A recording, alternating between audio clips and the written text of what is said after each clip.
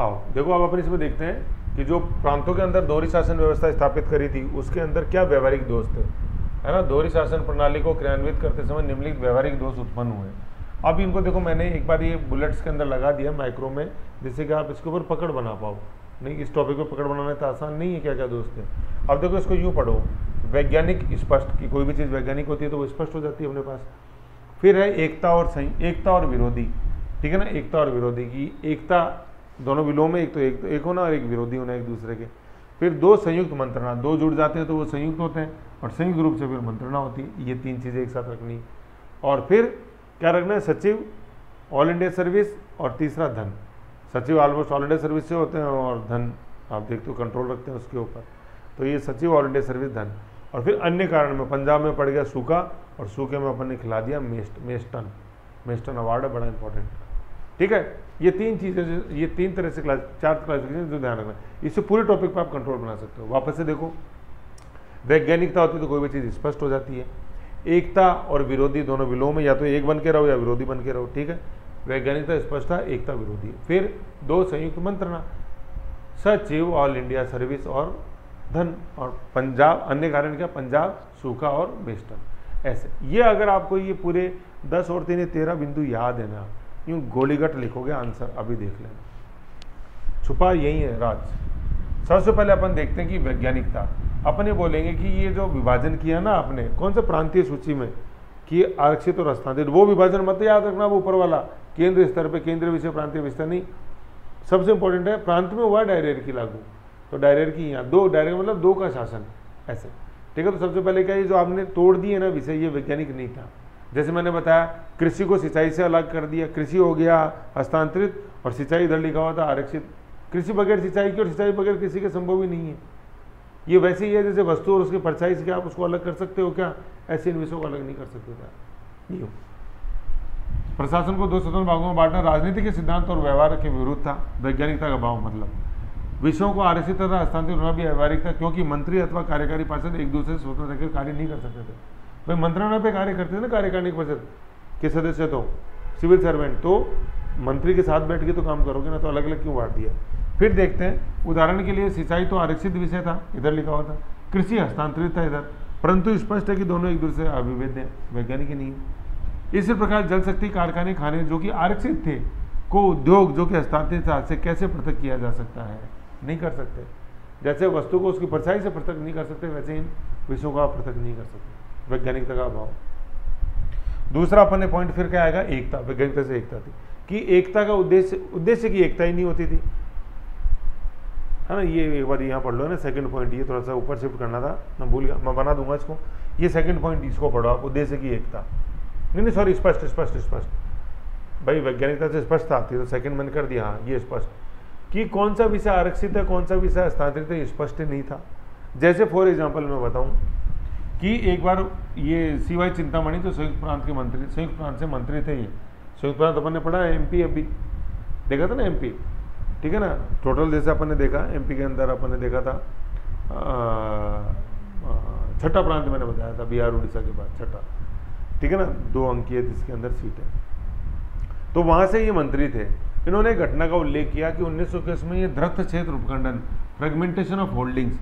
ये fragmentation of holdings क्या था, जैसे जिसको अपन बोलते हैं ना चकबंदी, कि छोटे छोटे भूमि के टुकड़ों को जोड़ के एक बड़ा लैंड बना रहे, तो ये फ्रेगमेंटेशन ऑफ होल्डिंग्स, इसको चकबंदी।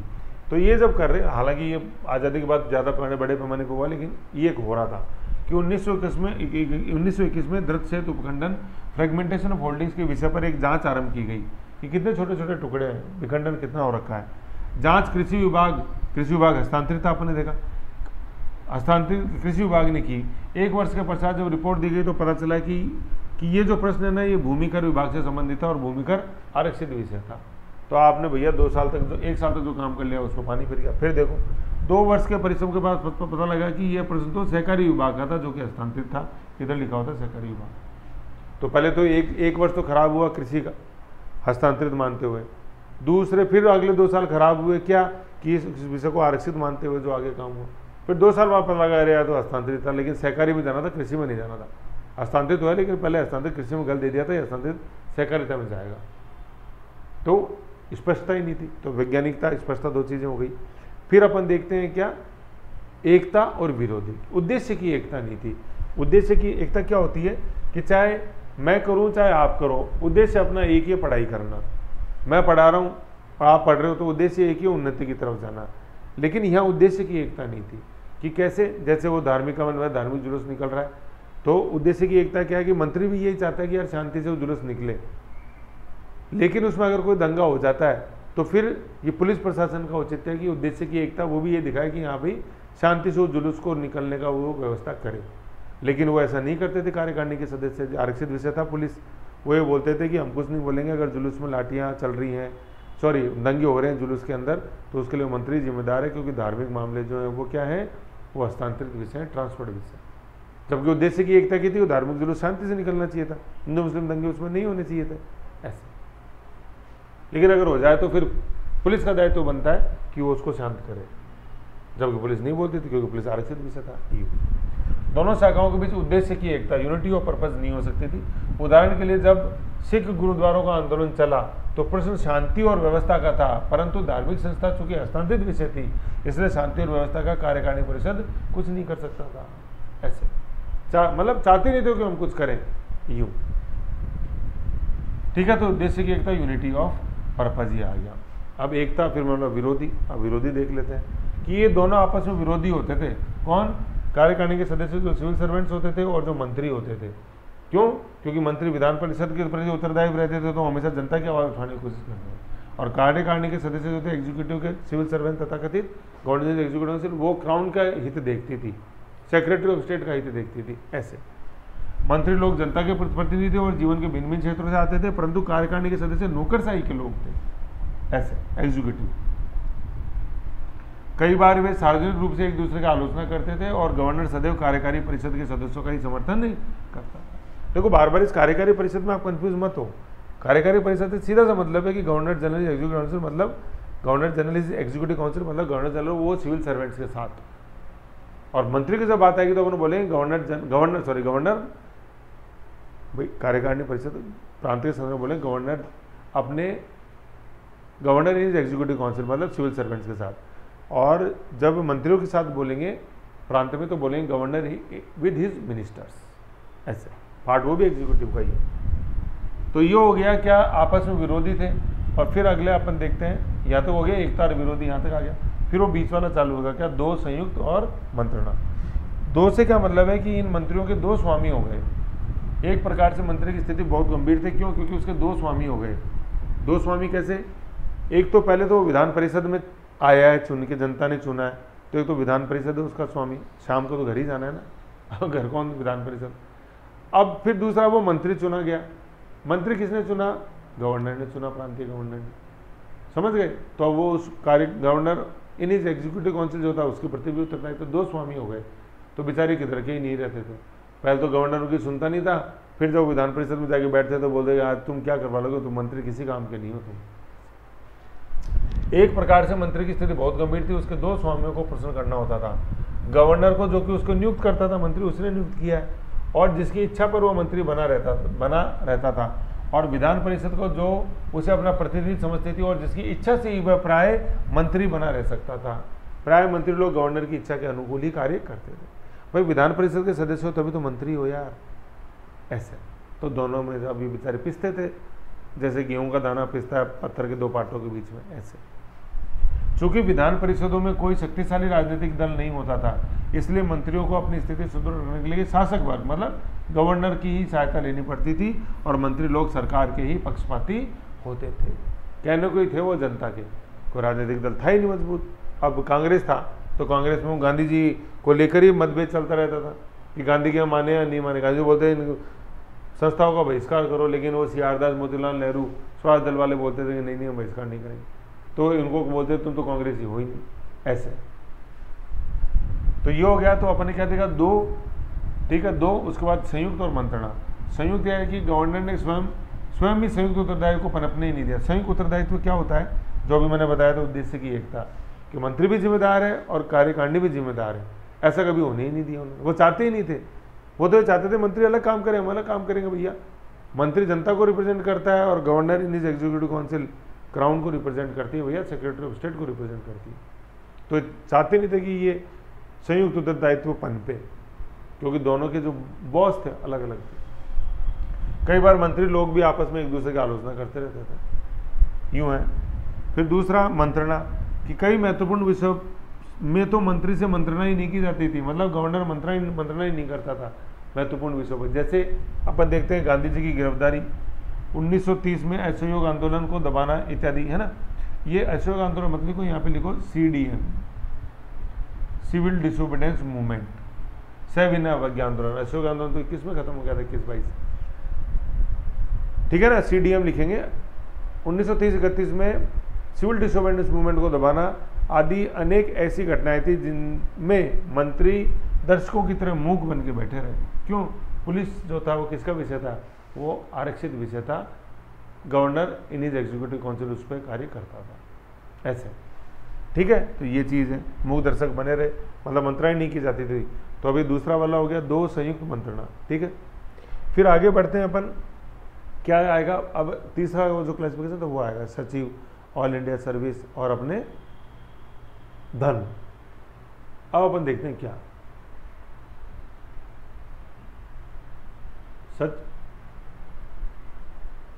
सचिव वाला क्या पॉइंट है। मंत्री लोग अपने विभाग पर मंत्री लोगों का अपने विभाग पर पूर्ण नियंत्रण नहीं होता था।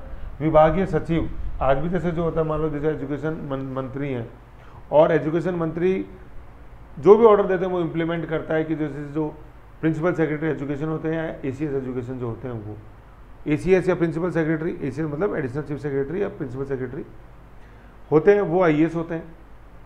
उनको जो मंत्री ने बोला है वो काम करना होता है कि नहीं। तो ये थोड़ा सा एक विरोधाभास चलता रहता है। अच्छे जो होते हैं, दोनों तरफ जो तालमेल चलते हैं, वो गाड़ी घोड़ा जाते हैं, बाकी नहीं तो फिर खटपट उत्पन्न होता है। तो विभागीय सचिव जो कौन होता था, वो नौकरसा होता था, सिविल सर्वेंट होता था, गवर्नर से साप्ताहिक बैठक करता था, है ना। तो मतलब क्या है, मंत्री लोगों का अपने विभाग पर पूर्ण नियंत्रण नहीं होता था। गवर्नर जो होता था वो सचिव की सुनता था, और सचिव भी गवर्नर की ज़्यादा चिंता करता था, मंत्री कोई चिंता नहीं होती। और ये सचिव कौन होते थे, ये सचिव वही गवर्नर जनरल एग्जीक्यूटिव काउंसिल ये वो होते थे। प्राय उसी का सुझाव, किसका, उसी मतलब ये सचिव का, उसी का सुझाव मंत्री का नहीं गवर्नर को मान्य होता था। उसी मतलब है यहाँ पे सचिव वही प्रिंसिपल सेक्रेटरी का ही मानेगा, सचिव गवर्नर इनका नहीं मानेगा। जब कभी भी मंत्री और अधिकारियों मतभेद होता था तो मामला गवर्नर के पास जाता था, और वह सदैव अधिकारी वर्ग का ही समर्थन करता था। समझ गए, क्योंकि अधिकारी वर्ग की नियुक्ति किसने करी है, इन्होंने करी, ऐसे, ठीक है। फिर जैसा कि PN मसालदान ने कहा, मंत्रियों द्वारा निर्धारित नीति अनुसरण के लिए अधिकारियों को दे दी जाती थी, और उन पर मंत्री का कोई प्रभाव ही नहीं होता था। यह तो मंत्री का अधिकार रहित उत्तरदायित्व, पावर विदाउट रेस्पॉन्सिबिलिटी होती थी, ठीक है। क्या मंत्री नीति बना के दे दी, अधिकार मंत्री ने तो नीति बना के दे दी अधिकारी को कि यार ये शिक्षा की नीति तुम इम्प्लीमेंट करो, कृषि की इम्प्लीमेंट करो। अब लेकिन वो सिविल सर्वेंट जो था वो तो उत्तरदायित्व गवर्नर के प्रति होता था, उसको कोई मतलब ही नहीं होता था। वही गवर्नर जनरल एग्जीक्यूटिव काउंसिल, उसको कोई मतलब ही नहीं होता था कार्यकारिणी को, वो गवर्नर के प्रति होता है। तो कहने का मतलब क्या है, जो जितने भी हस्तांतरित विषय थे जो मंत्री देखते थे, तो मंत्रियों के पास क्या था, उत्तरदायित्व था, लेकिन कोई पावर नहीं थी। पावर विदाउट रेस्पॉन्सिबिलिटी, मतलब रेस्पॉन्सिबिलिटी विदाउट पावर। रेस्पॉन्सिबिलिटी थी काम कराओ मंत्रियों के ऊपर, लेकिन पावर कुछ नहीं थी। और इधर जो गवर्नर जनरल एग्जीक्यूटिव काउंसिल था, जो आरक्षित विषय देखता था, उसके पास पावर थी, लेकिन कोई रेस्पॉन्सिबिलिटी किसी भी तरह की नहीं थी। शक्ति बिना उत्तरदायित्व के, और यहाँ था उत्तरदायित्व बिना किसी शक्ति के, काम ही काम करना, कोई पावर है ही नहीं। और यहाँ पावर ही पावर है, कोई काम नहीं करना, कोई उत्तरदायित्व है ही नहीं। यहाँ का मतलब मैं बोल रहा हूँ आरक्षित विषय रिजर्व, और यहाँ का मतलब मैं बोल रहा हूँ हस्तांतरित ट्रांसफर सब्जेक्ट, वो टेबल तो प्रांतीय विषयों की देख रही हूँ उसके संदर्भ में, समझ गए। फिर अपन देखते हैं all India service, Akhil Bharatiya सेवाओं का वेतन निलंबन, पदच्युति, है ना, ये पद से हटाना पदच्युति अथवा हस्तांतरण ट्रांसफर भारत सचिव के हाथों में होता था, है ना। पद से च्युत करना पदच्युति मतलब उनको रिमूव करना। हस्तांतरण भारत सचिव, सेक्रेटरी ऑफ स्टेट, वही लंदन बैठता, वो मंत्रियों को लेना ही देना नहीं था इनके ट्रांसफर से। हस्तांतरित विभागों में कार्य करते हुए भी वे उसकी भारत सचिव के अधीन थे, मतलब हस्तांतरित विभागों में, जैसे एग्रीकल्चर सेक्टर वो देख रहा है, तो भी मंत्रियों को उसका कोई लेना देना नहीं था। ये मत समझो कि वो तो हस्तांतरित था तो मंत्री की उसके सचिव के ऊपर चलेगी, नो, चलेगी उसके ऊपर किसकी, गवर्नर की ही, गवर्नर जनरल की ही, या आगे अपन हायरार्की में देखें तो सेक्रेटरी ऑफ स्टेट की, ऐसे। हस्तांतरित विभागों में कार्य करते हुए वे भारत सचिव के अधीन थे, अतएव वे मंत्री रत्ती की अतएव वे मंत्रियों की रत्ती भर भी अपेक्षा नहीं करते थे। अपेक्षा का मतलब होता है उनको थोड़ा सा आदर करना। अपेक्षा का विलोम होता है उपेक्षा। उपेक्षा का मतलब कि उनका किसी मतलब तिरस्कार करना, और अपेक्षा का मतलब होता है एक तरह से आदर करना। तो मतलब ये उनका किसी भी तरह से आदर नहीं करते थे, उपेक्षा नहीं करते थे, सम्मान नहीं देते थे। अब सॉरी, अपेक्षा नहीं करते थे, सम्मान नहीं देते थे। अपेक्षा का जो विलोम होता है ना वो होता है उपेक्षा। उपेक्षा का मतलब होता है नजरअंदाज करना, तिरस्कार करना, ये उपेक्षा, कि उसने मेरी उपेक्षा करी। और ये मंत्रियों का आदर नहीं करते थे, मतलब अपेक्षा नहीं करते ये है, तो आदर नहीं करते थे, जबकि वो कार्य एक तरह से करते थे हस्तांतरित विषयों में सचिव। तीसरा अपन देखते हैं फिर धन की बाह्य रूप से विभाग मंत्री को दे दिए गए थे, जैसे कृषि विभाग दे दिया, लेकिन उसके लिए धन उनके पास रहता ही नहीं था। वित्त किसके पास था? गवर्नर जनरल या एग्जीक्यूटिव काउंसिल के पास था। बाह्य रूप से विभाग मंत्री को दे दिए गए थे, परंतु उनके लिए धन नहीं होता था।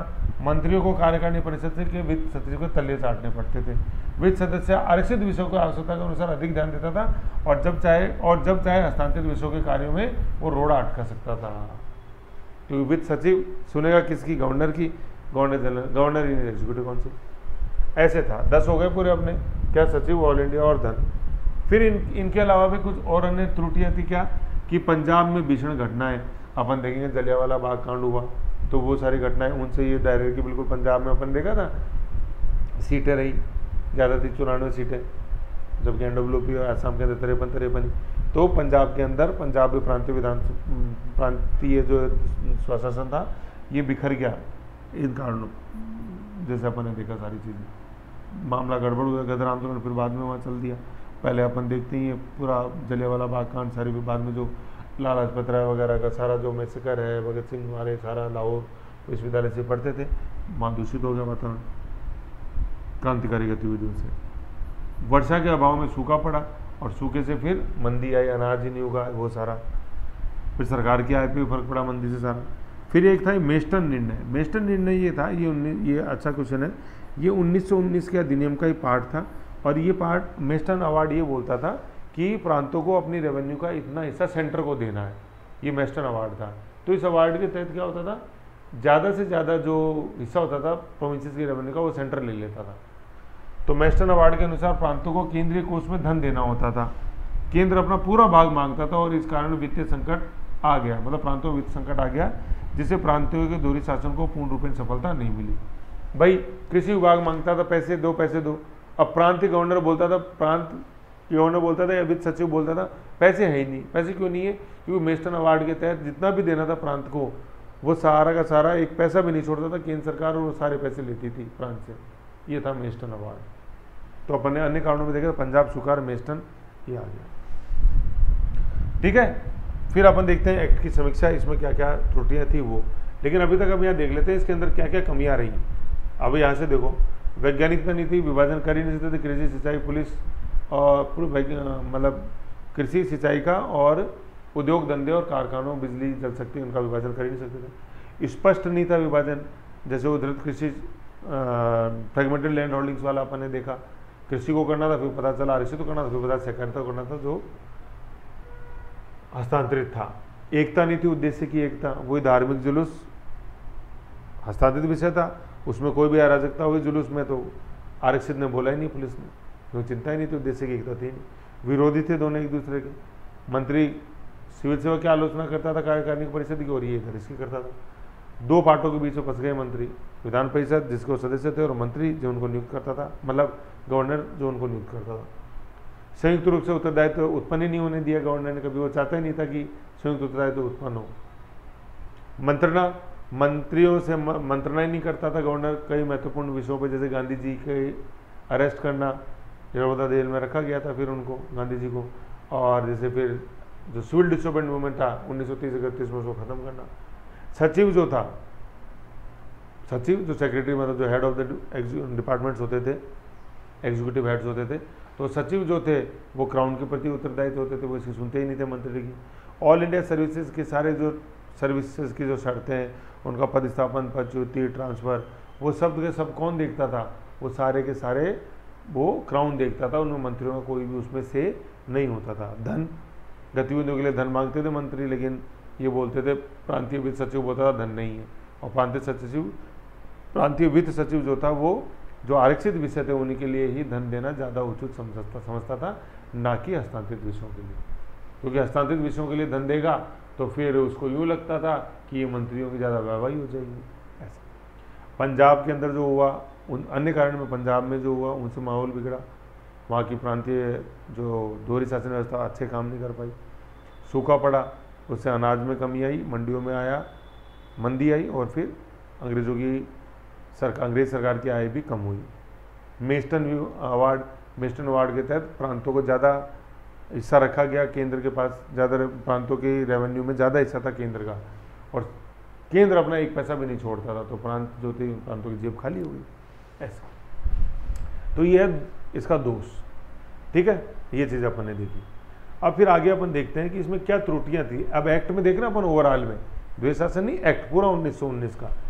अपन देखते हैं कि 3 त्रुटियां इसमें मेन रूप से थी। एक तो केंद्र के अंदर उत्तरदायी शासन आया ही नहीं, गवर्नर जनरल हमेशा अपनी कार्यकारिणी में व्यवस्थित रहता था, और विधान परिषद को अनदेखा किया, विधान परिषद को द्विसदनीय भी कर दिया, लेकिन फिर भी वो इतना इफेक्टिव तरीके से काम नहीं कर पाए। दूसरा, पृथक निर्वाचन मंडल को सुदृढ़ किया गया। मुस्लिम्स में थे तो मुस्लिम्स में भी काउंसिल ऑफ स्टेट्स में कितने 10 सदस्य, और उधर सेंट्रल लेजिस्लेटिव असेंबली में 30 सदस्य। यूरोपियंस को दे दिया और सिख्स को दे दिया, 3 गुना बढ़ा यूरोपियन, और सिखों का 2 गुना बढ़ा, 3 गुना बढ़ा मुस्लिम्स और यूरोपियंस का काउंसिल ऑफ स्टेट और सेंट्रल लेजिस्लेटिव असेंबली में। और 1909 के दिन में तो केवल मुस्लिम्स के पास इधर वो भी 6 ही थे, जबकि यहाँ तो 10 इधर और 30 उधर, 10 अपर हाउस में 30 लोअर हाउस में, और फिर यूरोपियंस और सिख और जोड़ दिए गए इसमें। तीसरा क्या था कि प्रांतों में दोहरा शासन लागू करना, जिससे क्रांति में बहुत सारी कठिन कार्य था, बहुत कठिन कार्य। जैसे कठिन कार्य क्या तो दोस्त थे वो सारे बता देंगे। वैज्ञानिकता नहीं थी, स्पष्ट नहीं था, एकता नहीं थी, विरोधी थे एक दूसरे के, 2 पार्टों में फंसे, फिर 2 संयुक्त नहीं था, संयुक्त उत्तरदायी मानी नहीं दिया, मंत्रणा नहीं करता था, सचिव ऑल इंडिया और अपने धन, फिर अन्यों में पंजाब, सूखा और मेस्टन अवार्ड। ये सारा ये कठिन कार्य में वो लिखे, बहुत इंपॉर्टेंट है ये डायरेक्टरी की आलोचना, ये 11 बिंदु। परंतु फिर भी यह पूर्व की संवैधानिक परिस्थिति के अनुसार निश्चित ही आगे बढ़ने वाला था। याद करो, वही पढ़ा था 1861 से जो चालू हुआ, 1909 ने दहलीज पे लाके खड़ा कर दिया। अब इससे आगे जो आएंगे अपन कमरे में और जगह देखेंगे, तो ये जगह देख लिया अपन 1919 में।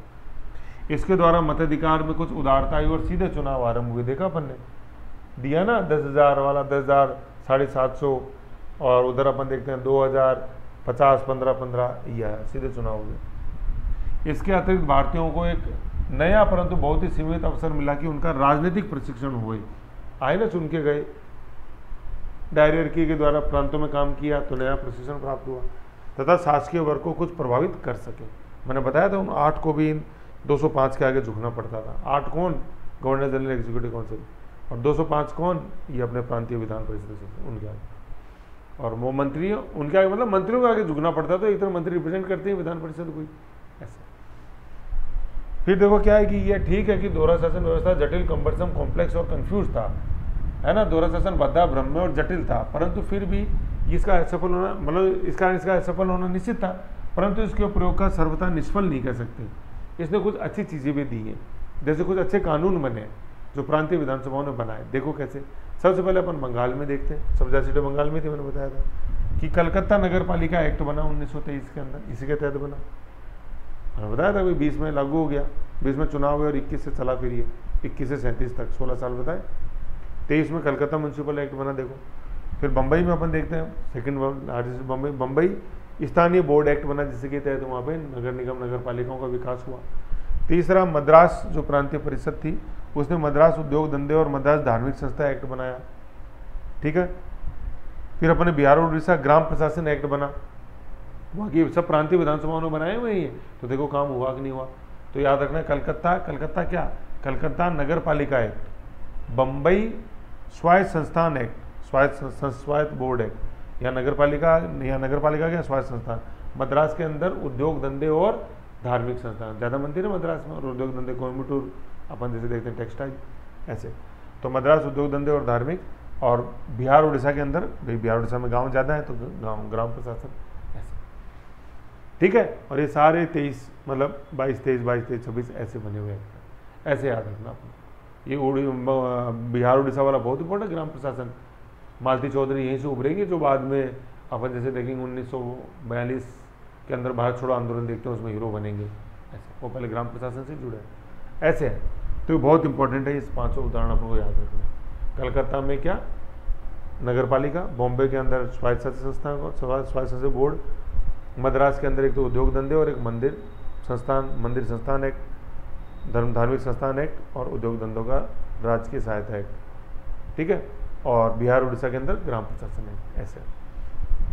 और फिर क्या है, परंतु सबसे इंपॉर्टेंट बात ये थी कि मैकाले ने कथन कहा था 1909 के अधिनियम में, वो पढ़ा था कि भारतीय तो योग्य ही नहीं है स्वायत्त शासी संस्थाओं के या संसदीय व्यवस्था के योग्य ही नहीं है, वो यहाँ खत्म हुआ। संसदीय व्यवस्था बनी ना, काउंसिल ऑफ स्टेट और सेंट्रल लेजिस्लेटिव असेंबली और प्रांतों में द्वारा शासन हमने सफल बना के दिखाया। कठिनाई थी तो क्या हुआ, इनसे सफल हुआ ना चीज़ों। तो मैकाले का कथन कि भारतीय स्वयं शासन की योग्य ही नहीं है या भारत संसदीय व्यवस्था की योग्य ही नहीं है, वो कथन असत्य सिद्ध हुआ। यह संवैधानिक अनुभव उनके लिए बहुत ही लाभप्रद और प्रोत्साहन देने वाला था। ऐसे है सारी चीज, समझे? ऐसे अपन को ध्यान में रखना है। तो ये पूरा आपने 1919 के चीज़ें थी, जो भी इसके अंदर है वो अपन को ध्यान में रखना है। देखो फिर आ जाता है ये अपना उत्तरदायित्व शासन 2 1935 का अधिनियम। तो 1919 के अंदर पहले तो अपन को क्या देखनी चीज़ें, देखो पार्ट ए के अंदर तो आएगा प्रांत के अंदर। तो प्रांत के अंदर सबसे इंपॉर्टेंट कि गृह सरकार में देखो वो इंडियन हाई कमिश्नर, ठीक है। फिर सेंटर में अपन को देखना है, पहले तो क्या किया, विषयों को तोड़ा सेंटर और प्रोविंसेस में। फिर सेंटर के अंदर बाइकैमेरल लेजिस्लेचर लाए, ठीक है, काउंसिल ऑफ स्टेट और सेंट्रल लेजिस्लेटिव असेंबली। फिर क्या किया अपन ने, फिर आ जाएंगे अपन प्रांतों के अंदर। प्रांतों के अंदर सीधा क्या आ जाएंगे अपन, प्रांतों के अंदर कर दी डायरेक्ट की जो प्रांतीय विषय थे उनको 2 में तोड़ दिया, आरक्षित और हस्तांतरित। आरक्षित पे काम करेगा गवर्नर जनरल अपनी कार्यकारिणी के साथ, और हस्तांतरित विषयों पे गवर्नर काम करेगा अपने मंत्रियों के साथ। प्रांत में गवर्नर जनरल नहीं बोलते हैं, है ना, वो स्लिप ऑफ टंग है, तो उस पर आप ध्यान रखो थोड़ा सा। प्रांत के अंदर जो आरक्षित विषय थे उस पर गवर्नर अपने कार्यकारिणी के साथ, और प्रांत के अंदर जो हस्तांतरित विषय थे उस पर गवर्नर अपने मंत्रियों के साथ, ऐसे, ठीक है। ये आगे देखो, बंगाल में सबसे ज़्यादा 140, और मतलब पंजाब पंजाब के अंदर केवल 94, मध्य प्रांत में 73, आसाम और NWP दोनों में अपन बताया था 53, MP के अंदर 73 और पंजाब में 74, और सबसे ज़्यादा थे 140 किसमें, प्रांतीय विधानसभा देख रहे हैं अपन, ये केंद्रीय नहीं। केंद्रीय में तो आ गई वही 60 और 145। अब 60 अपन ने बांट दिए थे, है ना। 60 कैसे बांटे, 26, तो 26, 26, 34, 34 के नीचे 14 और उधर 20, और उधर 145 बांटे अपन ने 41, और फिर वापस उधर 41 लिखा, 1 4 तो 104, फिर वो टूटे 104, 41 के पास में 41, बीच में 52, और 41 को क्या जोड़ेंगे तो 52 आएगा, 11 उधर साइड में 11 थे, ऐसे करके इसका रिवीजन करो, सब याद दिमाग में खुलेगा। और फिर डायरेक्टरी सबसे बड़ा है, उसमें क्या दोस्त है डायरेक्टरी में, तो दोस्त के वो 10 बिंदु याद रखो, बिल्कुल गोलीगट अपने को याद होनी चाहिए। तो उसमें अच्छे से देखो क्या थे, अब देख लो, वैज्ञानिकता से स्पष्टता आती है, वैज्ञानिक स्पष्टता, फिर एक हो या विरोधी हो यार बता दो, 3 4, फिर उधर 2 संयुक्त और मंत्रणा 5 6 7, फिर 8 9 10 में क्या आ जाएगा, सचिव, ऑल इंडिया सर्विस और अपने धन। 11 के अंदर आ जाएगा अन्य कारण, उसमें 3 पंजाब सूखा और मिस्टन अवार्ड, ऐसे। तो कोशिश करोगे तो सब होएगा, कोशिश नहीं करोगे तो क्या होएगा, मजा आएगा। कोशिश तो करो यार, समझ गए, ये चीज़ है। अब नेक्स्ट में अपन देखते हैं ये 1935 का अधिनियम, 1935 का एक्ट, ये the road to the responsible government, ठीक है, पार्ट 2 1935 का अधिनियम। ओके, रिवीजन करो और क्वेश्चन देखो, चाहे प्री के हो चाहे मेन के, क्वेश्चन देखोगे तभी टॉपिक मजबूत होएगा, नहीं तो कुछ भी नहीं है। ओके।